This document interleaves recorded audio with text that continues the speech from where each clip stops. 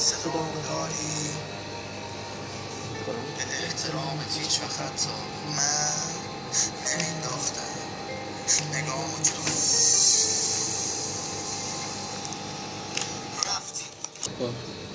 رفتی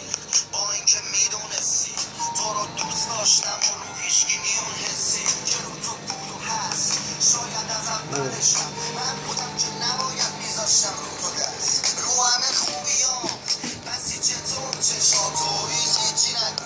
فقط ببر صداتو ببین چه نفرسم ببین چه بیهسم دیگه نه تا به خودمم نمیرسم اصلا بیخیال دیگه گذشت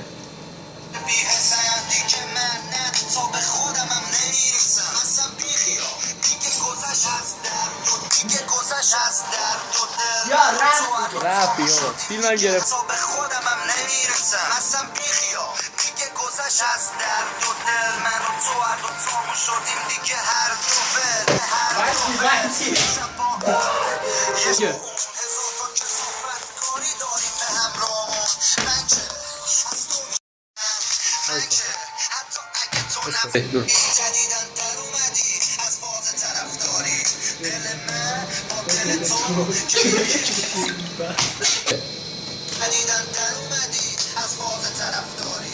دل من با دل تو که یکی نیست بدبخت قیافتو ببین ترکیدی مسیرامونم از هم جفتیدی با دل تو که یکی نیست بدبخت قیافتو ببین ترکیدی مسیرامونم از هم جفتیدی باشه آخه خیانت کردی به من تو چطور تو اون عالم باید میگرفتم مچ تو برو خوش باش باهاش بله بله وایسا اینجا وایسا آقا نعمت تاجیک آقای کارگردان آقای سعید اسلامی شما بله کارگردان ها رو ببینید این چی گذاشته بود یکیش افتاد بله دومیش هم افتاد این همین علیرضا چه بین ما نیست فیلم بردار رو ببینید بابا عزت خرده